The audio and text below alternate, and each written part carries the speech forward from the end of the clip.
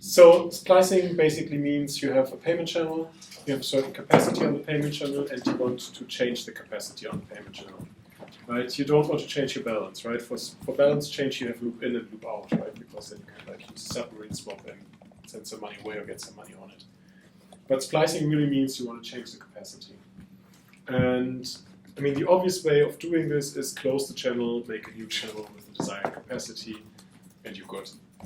The question is, can we do this in a way that the channel keeps on operating while doing the splicing operation? Right? Because regularly, if you open a channel, you need 6 confirmations on the blockchain. It takes some time, so not so great. Right? So we want to think about how can we do this in a non-blocking way.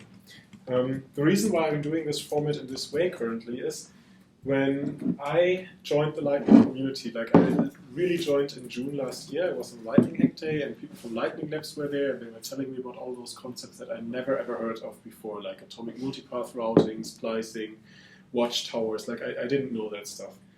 And I thought, well, splicing is really cool. Because if you have splicing, you have an amazing user experience. Because you don't need to bother anymore about your on-chain and off-chain funds. You just like show the funds in the wallet, and whenever you can't pay off-chain, you can just splice something in. It's like an on-chain transaction that just changes everything. So I thought this is really cool, and the guys from Lightning Labs were like, yeah, we're working on this. And I thought this couldn't be so difficult. Because concept-wise, I mean, what could happen, right? You have a funding transaction, and the funding transaction has like some commitment transaction here that is, I like the animation of Christian, where you basically several versions of this, right? So, well, what you're going to do, you just like use, for example, when you want to splice in, I think outputs are always circuits, right? In my case, yes, but you don't have to adhere to that. Well, okay. So let's just say you have a new output, and you basically somehow merge these, and you get your new funding transaction F2, right? So you somehow maybe make a spend like this, right? Where you have two, something like that, or you don't need to. You can do this directly. Yeah, sorry. So I mean, how difficult would this be, right? And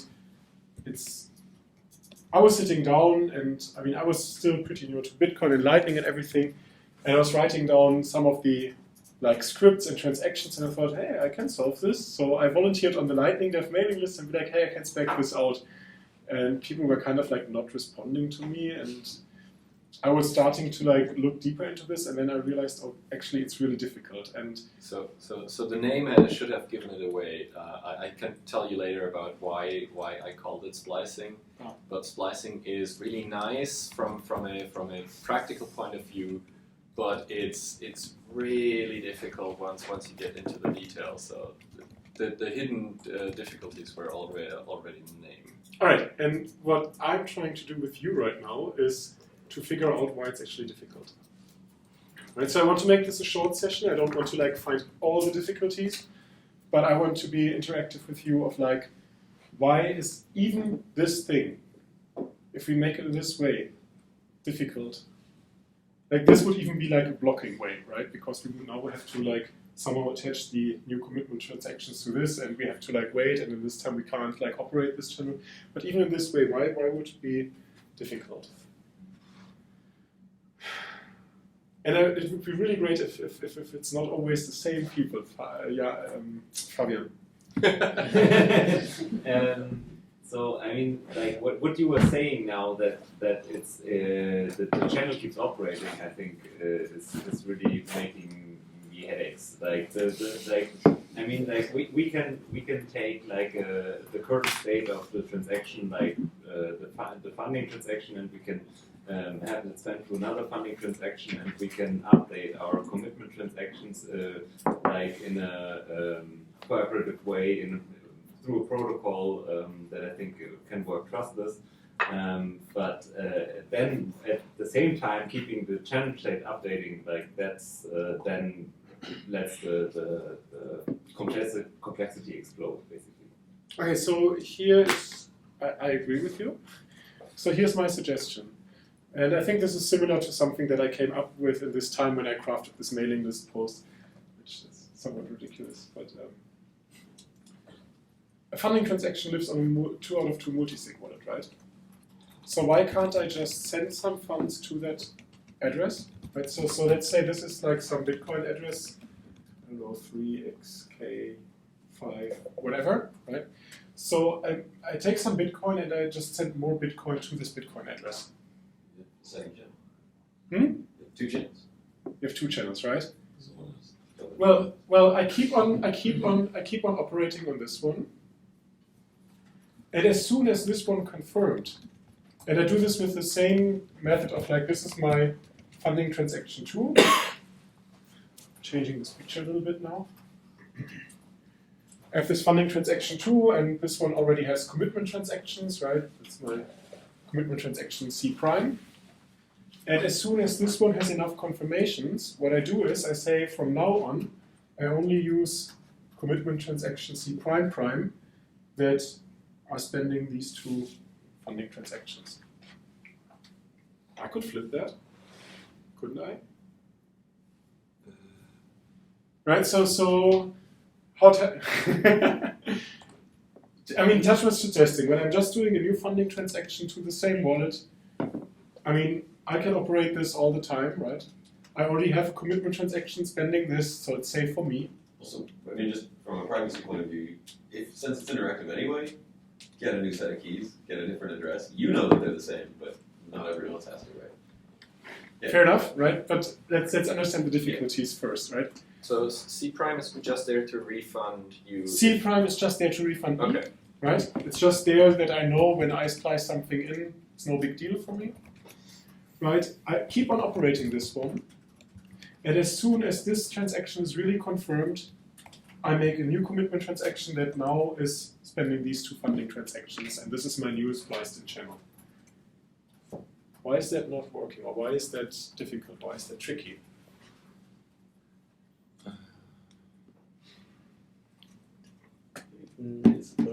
This looks way easier than what I had in mind. So That is what I had in mind at that time, okay. and I was like, why are you also... Why is splicing so difficult for you? It's like, literally, it's like... So the revocation will have to revoke on both sides, I guess? Because you... Well, you have your revocation keys for these commitment transactions already, right? Mm-hmm. And at some point in time, when you make this new commitment transaction, you get a revocation key for this one, you get a revocation key for that one. You might not necessarily need this. Did you Yes. get that atomically? Hmm? Did you get that atomically? What do you mean atomically? Revoke both commitment transactions atomically. Yeah, why not? Just put it Yeah, in you one can of have the those. same You have messages on the peer protocol, right? Just reveal the revocation key at the same time. And you can have them have the same revocation. Yeah, they can share a revocation Yeah. sequence. I guess Well, not really, because you operate this channel and this one. But yeah, you could make the same as here, as the current state. Yeah. And then so that's even more. guessing, but I think one of the issues, like, it does allow larger HTLCs, right? But it's also, you've got 2 inputs, so now you've got 2 signatures. Like, it's halfway between having 2 channels and 1 channel in a way. Yeah. And so that might be, and probably the code is just all going to change and stuff for But this. why is that difficult? Like, It's so you just have big another change. signature. Yeah. Well, then now you've got these channels that are like channel and a half kind of thing. You know, it's just a code change. But it's a fairly, I'd imagine in like C-Lighting, like it's a fairly big code change, right? Something like that. So what you announced now? Thank you. We're That is what I we're was too waiting worried about code complexity in all of these implementations. They're really complex by now. Sure, but Felix again, what was your You question? announced the network. What do I announce to the network? You know, I need a funding transaction, or I have 2 funding transactions. That's kind of messy for the gossip protocol. Why 2 funding transactions? I mean, you should have a splicing transaction spending the funding outputs, and on top of the splicing transaction, have another commitment transaction. And until the splicing transaction being confirmed, maintaining 2 commitment transaction state. But then, is it really more efficient than just closing channels and Wait. I like his input. I like your... No, I'm very happy. Do it again. But can we first visualize what you're saying so that everybody else can join? Because, Okay. I mean, you say this, and I think Fabrice understands you, and I think I can follow.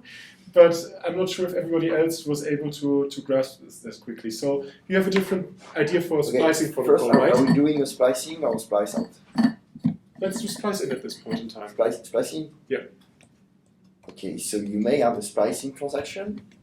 Right, so we're making now Antoine's suggestion, right? So this was splicing via Rene. Now we come via. Okay, you have funding output. So I have my funding transaction. You have I have my commitment transactions, right? Yeah, you have a commitment transaction. Right. And now you have a splicing transaction.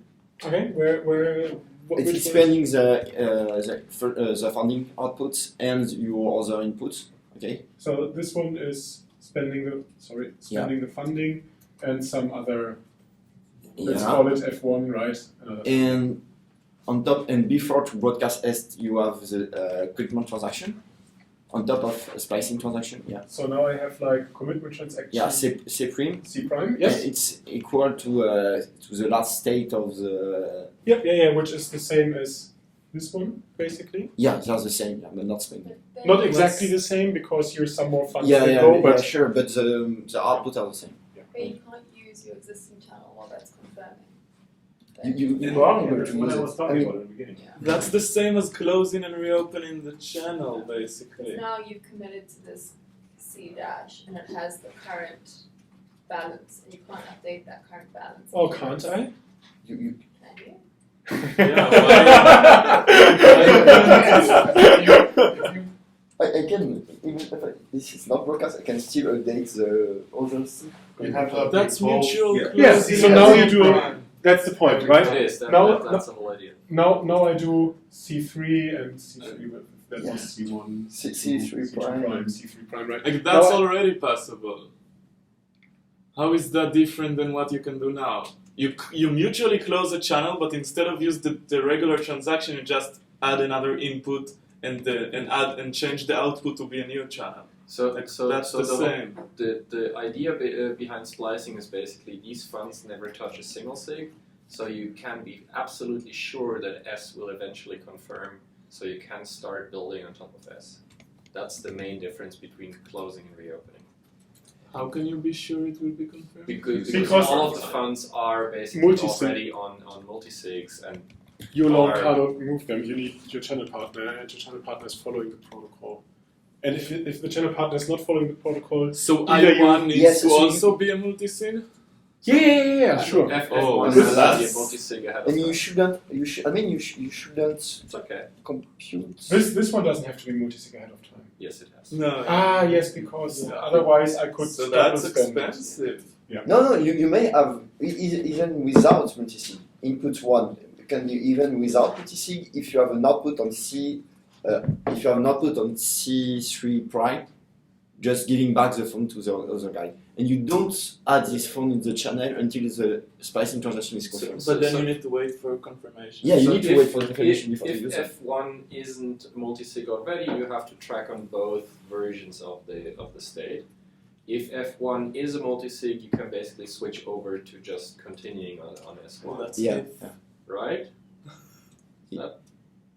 If it's not multisig, you Well, have as to soon track as them. S is confirmed, you can switch over. Yeah, if it's confirmed, you No, can. If that is not multisig, at some point Yes. in time S is confirmed, right? Yeah. So And then F can't be double So, spent. Right. you can't use them until it's Yeah. splicing is not confirmed. Until the Hey, splicing. I'm not saying that this is the best protocol. No, I'm not saying. no, Right? just I trying mean, to we're guide trying you. to understand Yeah. why it's actually so tough, right? And Yeah.